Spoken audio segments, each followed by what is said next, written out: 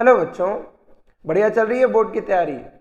Aldehyde, ketone और carboxylic acid का मैं आज कुछ 5-6 मोस्ट इंपॉर्टेंट रिएक्शन लेकर के आया हूँ। एक बार एक क्विक रिवीजन कर लो बेटा, 5-6 रिएक्शन, क्योंकि एल्डिहाइड, कीटोन और कार्बोक्सिलिक अम्ल जो चैप्टर है वो एक वीडियो में कंप्लीट नहीं हो सकता, तो उसके आईएमपी रिएक्शन को 2 वीडियो में कवर करेंगे। तो पहले वीडियो में आज हम लोग कुछ मोस्ट इंपॉर्टेंट रिएक्शन जो एग्जाम में जरूरी आते हैं उनको कवर कर लेते हैं। तो जो पहला रिएक्शन आज हम लोग डिस्कस करेंगे वो है, सब लोग जानते होंगे, रोजेनमुंड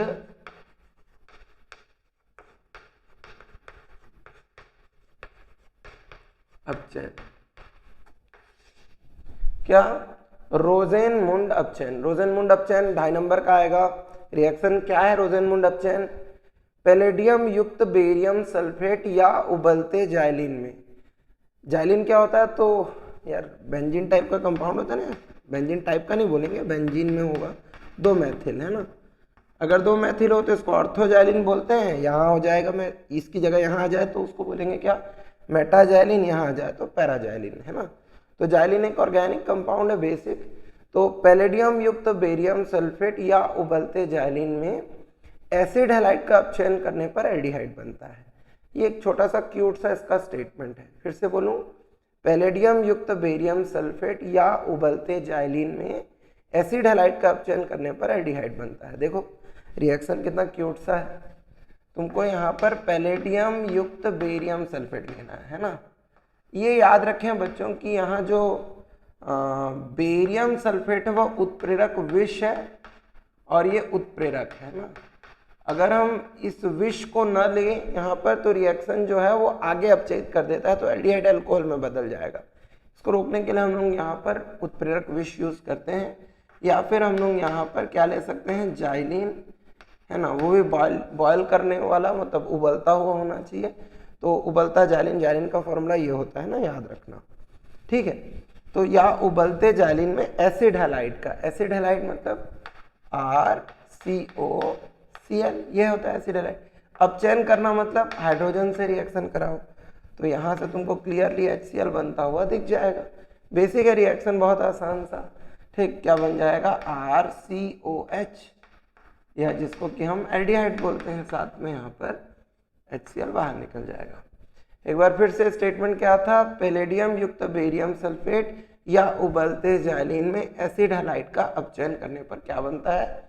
एल्डिहाइड बनता है। यहाँ पर एग्जांपल लिख सकते हैं, CH3COCl का जब हम HH से रिएक्शन कराएंगे पैलेडियम युक्त बेरियम सल्फेट में, तो अपचयन कराने पर यहाँ से HCl बाहर निकल जाएगा और बन जाएगा CH3CHOHCl, ठीक है। इस अभिक्रिया से कीटोन नहीं बनते हैं बेटा। आज मैं जनरली एल्डिहाइड वाले टॉपिक मेन डिस्कस करूंगा, एक आध पेनिट्रेट कर जाएगा कीटोन में भी तो चलेगा, क्योंकि एल्डिहाइड कीटोन एक दूसरे के साथ साथ बहुत सारे मोस्ट इंपॉर्टेंट रिएक्शन बनाते हैं। फाइनली एक बार और स्टेटमेंट क्या ले लेंगे? पैलेडियम युक्त बेरियम सल्फेट या उबलते जाइलिन में, यहाँ जाइलिन नहीं लिखा हूं, तुम लिख सकते हो, जाइलिन में क्या? एसिड हैलाइड का अपचयन करने पर एल्डिहाइड बनता है ना। इसको तुम लिख सकते हो एसिटिल क्लोराइड, एसिटिल क्लोराइड। ये क्या है? एसिटेल्डिहाइड। ये तो हाइड्रोक्लोरिक अम्ल है, ये हाइड्रोजन है, हाइड्रोजन जनरली लिखने की जरूरत नहीं। तो मुख्य अभिकारक या मुख्य उत्पाद का नाम लिख देना भी बढ़िया होता है, मतलब ऐसा कर सकते हो तुम। तो पहला रिएक्शन मेरे ख्याल से अच्छे से समझ आ गया होगा। अब हम लोग दूसरा पढ़ते हैं ना। पहला क्या पढ़े? रोजेनमुंड अपचयन, वेरी इंपॉर्टेंट। एक बार फाइनल रिपीट कर दें, पैलेडियम युक्त बेरियम सल्फेट या उबलते जाइलिन में एसिड हैलाइड का अपचयन करने पर एल्डिहाइड बनता है, ठीक। एक पेरेंट रिएक्शन लिख देना और एक उसका एग्जाम्पल लिख लेना, खत्म कहानी, ठीक है। 2.5 नंबर मिल गया। अब अगला देखते हैं, रोजेनमुंड अपचयन के बाद स्टीफेन रिडक्शन या स्टीफेन अपचयन। स्टीफेन अभिक्रिया के नाम से भी हम लोग इसको जानते हैं। स्टीफेन अभिक्रिया क्या होता है या स्टीफेन अपचयन अभिक्रिया क्या होता है, इसके बारे में डिस्कस करेंगे नेक्स्ट, है ना। तो स्टेटमेंट क्या है इसका? सबसे पहले रिएक्शन में क्या करो बेटा, स्टेटमेंट याद करो, तो फॉर्मूला अपने आप हो जाएगा उसका, है ना। स्टेनस क्लोराइड व हाइड्रोक्लोरिक अम्ल की उपस्थिति में, कौन कौन, स्टेनस क्लोराइड व हाइड्रोक्लोरिक अम्ल की उपस्थिति में एल्किल साइनाइड का चयन करने पर एक योगात्मक उत्पाद बनता है, माध्यमिक यौगिक बोलेंगे उसको, है ना। स्टेनस क्लोराइड व हाइड्रोक्लोरिक अम्ल की उपस्थिति में एल्किल साइनाइड का अपचयन करने पर माध्यमिक यौगिक बनता है जिसका अम्लीय जल अपघटन करा दें, अम्ल की उपस्थिति में थोड़ा सा एसिड डाल देना है, अम्लीय जल अपघटन कराने पर एल्डिहाइड बनता है। यह क्या कहलाता है, स्टीफेन अपचयन अभिक्रिया। ध्यान देंगे, स्टेटमेंट क्या है, स्टेनस क्लोराइड व हाइड्रोक्लोरिक अम्ल की उपस्थिति में, मूलतः यही अपचायक है।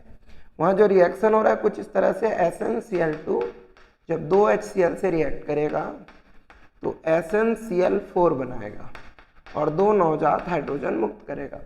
यही हाइड्रोजन अपचायक की तरह काम करेंगे, इसीलिए तुम्हें स्टेनस क्लोराइड बोलना है, स्टेनिक क्लोराइड नहीं। स्टेनिक क्लोराइड बोलने से गड़बड़ हो जाएगा, वो रिएक्शन नहीं करेगा, है ना। तो स्टेनस क्लोराइड व हाइड्रोक्लोरिक अम्ल की उपस्थिति में एल्किल साइनाइड का RC≡N साइनाइड होता है, इसका अपचयन करने पर मैं क्या बताया कि योगात्मक उत्पाद बनता है। इसमें का एक बंध टूट जाएगा और हाइड्रोजन भी आके नाइट्रोजन में और कार्बन भी आके हाइड्रोजन आकर के कार्बन में भी जुड़ जाएगा, बनेगा क्या कहा, RCH≡NH। वैसे इन कंपाउंड्स को इमीन कहते हैं जिसमें डबल बॉन्ड NH होता है। कोई नहीं, ज्यादा टेंशन नहीं लेना, माध्यमिक यौगिक बनता है, लिख लो। अब तुमको क्या करना है, इसका अम्लीय मतलब H+ के साथ जल अपघटन मतलब H2O के साथ रिएक्शन, इसको एक साथ H3O+ भी लिख सकते हो तुम, H3O+ कहीं भी अम्लीय जल अपघटन को लिख सकते हैं। अब जब ये कराएंगे तो देखो अम्ल है तो क्षार बाहर निकल जाएगा, कौन है यहाँ क्षार, NH3, NH और एक H निकल गया तो NH3 निकल गया, क्या बन जाएगा भाई, एल्डिहाइड, और साथ में क्या बाहर निकल गया, NH3, अमोनिया बाहर निकल गया, एल्डिहाइड बन गया। क्या था स्टेटमेंट, स्टेनस क्लोराइड और हाइड्रोक्लोरिक अम्ल की उपस्थिति में एल्किल साइनाइड का अपचयन करने पर माध्यमिक यौगिक बनता है जिसका अम्लीय जल अपघटन कराने पर एल्डिहाइड बनता है। आसान सा रिएक्शन है। एग्जाम्पल लिख लें यहाँ पे, जैसे कि मैं मान लो मेथिल साइनाइड लिख ले रहा हूँ और इसका हाइड्रोजन से रिएक्शन कराएंगे स्टेनस क्लोराइड और हाइड्रोक्लोरिक अम्ल की उपस्थिति में। हाइड्रोजन यहाँ पर योगात्मक अभिक्रिया देगा, क्या बन जाएगा, CH3CH≡NH। इसका क्या करेंगे, जल अपघटन, वो भी किसकी उपस्थिति में, अम्ल की उपस्थिति में। तो क्या बन जाएगा यहाँ से NH3, क्या हो जाएगा यहाँ पे CH3CHO, साथ में क्या बन जाएगा NH3। तो इस तरह से हम लोगों ने कंफर्म कर लिया क्या, स्टीफेन अभिक्रिया, मोस्ट IMP। समझ आया। स्टीफेन अभिक्रिया के बाद आगे हम लोग पढ़ते हैं, थोड़ा सा कठिन है बट एग्जाम में आता है, थोड़ा सा मतलब इन दोनों अभिक्रियाओं से हल्का सा कठिन अभिक्रिया है बट एग्जाम में आता है भाई, मोस्ट इंपॉर्टेंट है। अभिक्रिया का नाम है इटार्ड अभिक्रिया। कौन सी अभिक्रिया, इटार्ड अभिक्रिया।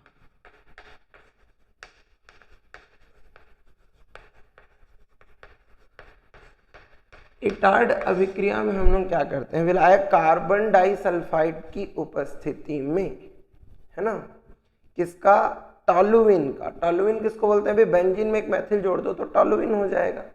टॉलुइन का क्रोमिल क्लोराइड CrO2Cl2 से अभिक्रिया कराने पर एक माध्यमिक यौगिक बनता है जिसका अम्लीय जल अपघटन कराने पर बेंजल्डिहाइड बनता है। क्या बनता है बेटा, बेंजल्डिहाइड। ठीक है, क्या बताया, विलायक क्या लेना है, कार्बन डाइसल्फाइड। कार्बन डाइसल्फाइड एक अच्छा कार्बनिक विलायक है तो उसका उपयोग करेंगे। रिएक्शन किसके साथ कराएंगे, बेंजीन नहीं, टॉलुइन, यहाँ पे CH3 लेना है और CrO2Cl2। ठीक है, क्या लेना है, CrO2Cl2। इसको क्या बोलते हैं हम लोग, क्रोमिल क्लोराइड। ऐसा क्या बोलते हैं इसको, क्रोमिल क्लोराइड।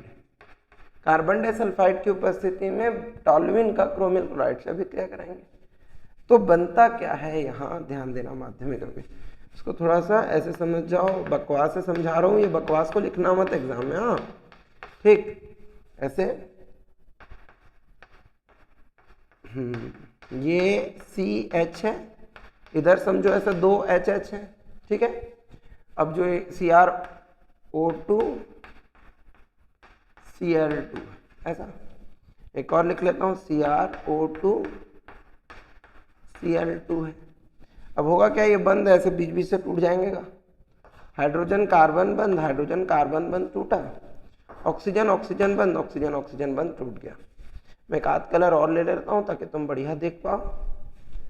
हाइड्रोजन जो है वो जुड़ जाएगा किसके साथ, ऑक्सीजन के साथ, और ऑक्सीजन आकर के जुड़ जाएगा किसके साथ, कार्बन के साथ। ठीक वैसे ही हाइड्रोजन जुड़ जाएगा ऑक्सीजन के साथ, और ऑक्सीजन आकर जुड़ जाएगा कार्बन के साथ। तो क्या बनेगा भाई, देखो प्रोडक्ट को देखो, यहाँ पर तुम जैसा टॉलुइन था भाई वैसे ही लिख देते हैं, यहाँ से CH है ना। अब हो क्या रहा है, कार्बन ऑक्सीजन से जुड़ा है, कार्बन किससे जुड़ा है, ऑक्सीजन से, ऑक्सीजन किससे जुड़ा है, क्रोमियम से जुड़ा है, क्रोमियम ऑक्सीजन से जुड़ा है और ऑक्सीजन हाइड्रोजन से जुड़ा है। तो यहाँ पे OH लिख लेते हैं ऐसे, और 2 क्लोरीन तो है ही, Cl2। ठीक है, देखो नीचे मैं फिर से एक बार करके बता रहा हूँ। कार्बन किससे जुड़ा है, कार्बन जुड़ा है ऑक्सीजन से, ऑक्सीजन किससे जुड़ा है, क्रोमियम से, क्रोमियम ऑक्सीजन से और ऑक्सीजन हाइड्रोजन से, तो OH और Cl2 ये बन गया। तो ये माध्यमिक यौगिक बनता है नहीं बेटा, NCERT बुक में भी तुम देखोगे कि इसी को माध्यमिक यौगिक के रूप में बनाया है। भले इसका मेथड समझने के लिए ऐसे बता दिया गया हो, ठीक है, समझने के लिए मैंने इस तरह से बता दिया है ना। इसका तुम क्या करो, अम्लीय जल अपघटन मतलब H3O+ कराओ। अब H3O+ कराने से क्या होगा, देखो तुम तो पहले H+ डाल दो और यहाँ HOH कर दो, है ना। तो ये CrOH होल ट्वाइस Cl2 के फॉर्म में निकल जाएगा। क्या निकल जाएगा, -CrOH होल ट्वाइस Cl2। इसके 2 अणु निकलेंगे भाई, दोनों निकलेंगे। अब ये 2 निकल गए तो बचेगा क्या, बनेगा क्या, उसको देखो। यहाँ से तुम देखोगे कि CH के पास 2 OH बच जाएगा, और किसी भी कार्बन में 2 OH कभी भी स्टेबल नहीं होता है, वो अनस्टेबल होता है। तो यहाँ से तुम एक H2O ऐसे करके निकाल सकते हो, और यहाँ बन जाएगा ऐसे करके बेंजल्डिहाइड। तो तुम इसको बकवास में इतना लेंथी समझ सकते हो, यहाँ पे कुछ नहीं, यहाँ पे तुम्हें बस ये लिख देना है क्या बनता है, बेंजल्डिहाइड बनता है। तो बकवास वाला सेक्शन समझने के लिए है, उसको एग्जाम में लिखने की जरूरत नहीं है। क्या लिखेंगे एग्जाम में, क्या लिखेंगे, विलायक कार्बन डाइसल्फाइड की उपस्थिति में, ये कौन है, कौन है अभी बताया था, टॉलुइन। कौन है, टॉलुइन, ऐसे लिखेंगे टॉलुइन ऐसे, है ना। तो विलायक कार्बन डाइसल्फाइड की उपस्थिति में टॉलुइन क्रोमिल क्लोराइड से अभिक्रिया कर क्या बनाता है, माध्यमिक यौगिक बनाता है, जिसका अम्लीय जल अपघटन करने पर क्या बनता है, बेंजल्डिहाइड, बेंजल्डिहाइड ये बनता है। ठीक है, is the most important reaction. आज केवल मोस्ट इंपॉर्टेंट ही डिस्कस कर रहे हैं, कोई कम इंपॉर्टेंट रिएक्शन डिस्कस ही नहीं कर रहे हैं, है ना। तो मोस्ट इंपॉर्टेंट रिएक्शन है टॉलुइन कार्बन डाइसल्फाइड की उपस्थिति में क्रोमिल क्लोराइड से अभिक्रिया कर माध्यमिक यौगिक बनाता है, जिसका अम्लीय जल अपघटन कराने पर क्या बनता है, बेंजल्डिहाइड। तो इस तरह से हम लोगों ने ये रिएक्शन भी कंप्लीट कर लिया। अब इस वीडियो में हम 1-2 रिएक्शन और पढ़ लेते हैं इस चैप्टर के।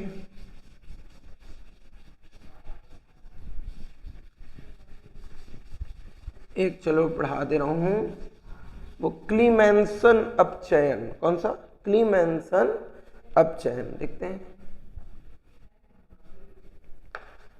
क्लीमेंसन अपचयन क्या होता है, क्लीमेंसन अपचयन। क्लीमेंसन अपचयन में एल्डिहाइड और कीटोन दोनों का अपचयन किया जा सकता है ना। उत्प्रेरक लिखेंगे अमलगमित जिंक। अगर जिंक को मर्क्यूरी के साथ एक यौगिक में बदला जाए तो वो अंतराधातुक यौगिक है, 2 धातुओं के बीच बना यौगिक, उसको अमलगम बोलते हैं। जिसका भी मर्क्यूरी के साथ, किसी धातु के साथ, किसी धातु का अगर मरकरी के साथ मतलब पारे के साथ अगर हम लोग यौगिक बनाए अंतराधातुक यौगिक, तो उसे अमलगम बोलते हैं। तो जिंक अमलगम का उपयोग करेंगे। किसका उपयोग करेंगे? जिंक अमलगम का। यहाँ तुम ले सकते हो एल्डिहाइड, R एक तरफ H लिखोगे तो एल्डिहाइड होगा, दोनों तरफ R/H लिख लेते हैं क्योंकि तुम एल्डिहाइड या कीटोन ले सकते हो। एल्डिहाइड या कीटोन का अब चयन करेंगे, यहाँ 2H2 के साथ रिएक्शन कराएंगे जिंक अमलगम की उपस्थिति में। किसकी उपस्थिति में? जिंक अमलगम की उपस्थिति में। हम देखेंगे यहाँ से एक H2O मॉलिक्यूल बाहर निकल जाएगा, बन जाएगा R/H, CH2 R/H, ऐसा जैसा भी है। उसके साथ तुम देखोगे यहाँ पर बन जाएगा कौन? H2O। ठीक, ऐसा जिंक अमलगम की उपस्थिति में एल्डिहाइड हो या कीटोन हो, अब चयन करने पर कौन बनता है? अल्केन।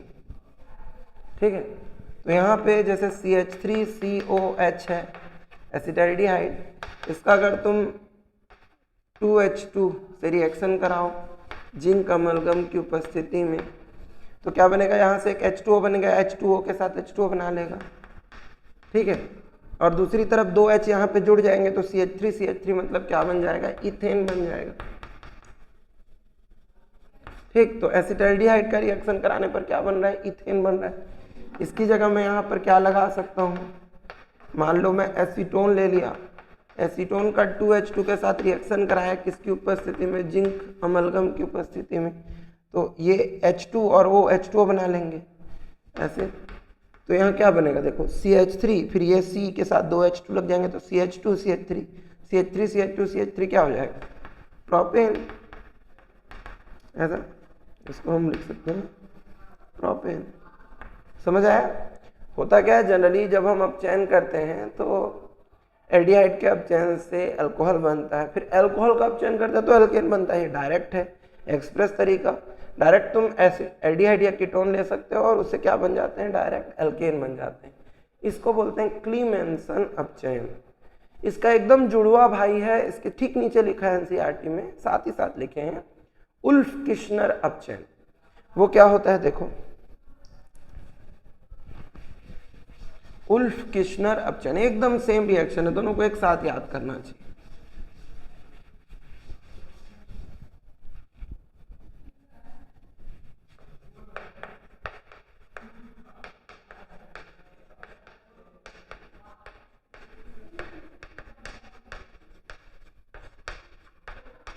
कौन सा रिएक्शन पढ़ रहे हैं बेटा? उल्फ किश्नर अपचयन। उल्फ किश्नर अपचयन में भी हम क्या लेंगे? एल्डिहाइड या कीटोन R/H ये लेंगे। इसका हम लोग हाइड्राजीन, हाइड्राजीन क्या होता है? H2N NH2 क्या होता है? हाइड्राजीन। नाइट्रोजन के दो हाइड्राइड होते हैं, एक NH3 होता है और दूसरा हाइड्राजीन होता है। पढ़े होंगे हम लोग 15th ग्रुप एलिमेंट में, 15वें समूह के तत्व में। तो हाइड्राजीन के साथ रिएक्शन कराएं तो हाइड्राजीन मतलब NH2 के साथ तो एक योगात्मक अभिक्रिया देता है, याद करो। वो हाइड्रोक्सीलेमीन के साथ ऑक्सिम बनना, सेमी कार्बाइजाइड के साथ सेमी कार्बेजोन का बनना, ऐसे पढ़े हैं। तो यहाँ से H2 निकल जाता है, R/H CR/H double bond N NH2। इसका रिएक्शन अगर तुम पोटेशियम हाइड्रोक्साइड और एथिलीन ग्लाइकॉल के साथ करो, इसकी उपस्थिति में एथिलीन ग्लाइकॉल और पोटेशियम हाइड्रोक्साइड की उपस्थिति में तुमको ये क्या करना है? इसको गर्म करना है। जैसे तुम इसको लंबे टाइम तक प्रोलॉन्गेट हीट करते हो, थोड़ा गर्म करते हो, तो यहाँ से नाइट्रोजन गैस बाहर निकल जाता है और बन जाता है R/H CH2 R/H, it means alkene, ये बन जाएगा। और साथ में यहाँ से कौन सी गैस बाहर निकल जाएगी? N2। अगर हम यहाँ एग्जाम्पल के लिए CH3COH मतलब एसिटाल्डिहाइड यूज करें, H2N NH2 रिएक्शन कराएं, यहाँ से तुम देख रहे हो H2O बाहर निकल जाएगा, CH3C डबल बॉन्ड H, फिर यहाँ क्या लगेगा? N NH2, ऐसा बन जाएगा। हाइड्राजोन, हाइड्राजीन से अभिक्रिया कर क्या बनता है? हाइड्राजोन। फिर पोटेशियम हाइड्रोक्साइड को एथिलीन ग्लाइकॉल के साथ अगर हम गर्म करते हैं, क्या बनेगा? यहाँ से CH3CH3 साथ में यहाँ से कौन बाहर निकल जाएगा, N2। तो इस तरह तुम देख रहे हो यहाँ इथेन बाहर निकल जाएगा। इसी तरह से जैसे मैंने यहाँ पर एसिटाल्डिहाइड लिया तो वहाँ इथेन बन रहा है, अगर मैं एसीटोन लूंगा तो वहाँ क्या बनेगा, प्रोपेन बनेगा। तो एक रिएक्शन हो गया। ठीक है, अभी हम लोग क्या क्या पढ़ लिए, तो हमने पढ़ा रोजेनमुंड, स्टीफेन, फिर तीसरा रिएक्शन पढ़ा इटार्ड अभिक्रिया, चौथा क्लीमेंसन, पांचवा उल्फ किश्नर। एक और रिएक्शन पढ़ लेते हैं, वो सीरीज का खत्म हो जाएगा, फिर बचे हुए रिएक्शंस को नेक्स्ट वीडियो में डिस्कस करेंगे बेटा। एक और रिएक्शन गाटरमान कोच या कोक, काक, ऐसा कुछ लिखा रहता है यार अजीब सा, KOCH है। गाटरमान काक अभिक्रिया एक है, उसको पढ़ लेते हैं, वो इस वीडियो सीरीज का लास्ट है। तो ऐसे लिख लेते हैं, गाटरमान ऐसे काक या कोच अभिक्रिया।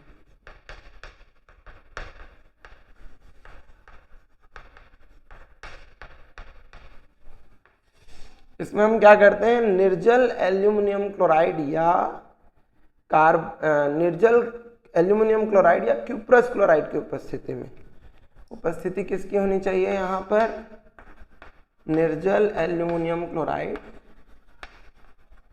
ऑब्लिक में तुम क्यूप्रस क्लोराइड CuCl, Cl2 मत लिखना, CuCl लेना है ना, CuCl2 लिख दोगे तो अर्थ का अनर्थ हो जाएगा बच्चों, ऐसा नहीं करना। नहीं, निर्जल एल्यूमिनियम क्लोराइड या क्यूप्रस क्लोराइड की उपस्थिति में बेंजीन का रिएक्शन जब हम कार्बन मोनोऑक्साइड और हाइड्रोक्लोरिक अम्ल के योग से कराते हैं, इन दोनों के एडिशन से कराते हैं, तो हम देखते हैं कि यहाँ क्या बनता है, बेंजल्डिहाइड। क्या बनता है वहां पर, बेंजल्डिहाइड। बेंजीन का कार्बन मोनोऑक्साइड और हाइड्रोक्लोरिक अम्ल के योग से कराने पर बेंजल्डिहाइड बनेगा। इसको ऐसे बकवास से समझ सकते हैं, नहीं, थोड़ा इस तरह सोचो कि कार्बन मोनोऑक्साइड में कार्बन की याददाश्त खो गई है। कार्बन की संयोजकता कितनी होती है भाई, 4 होती है ना, बट हम देख रहे हैं यहाँ पर कि कार्बन के पास एक रिक्त कक्षक है, एक एकाकी इलेक्ट्रॉन युग्म है, पर यह द्विसंयोजी है, 2 ही से जुड़ा है। जब हम HCl लेके जाएंगे तो होगा क्या कि हाइड्रोजन भी कार्बन के पास और क्लोरीन भी आकर कार्बन से जुड़ जाएगा, ताकि उसकी संयोजकता कितनी हो जाए, 4।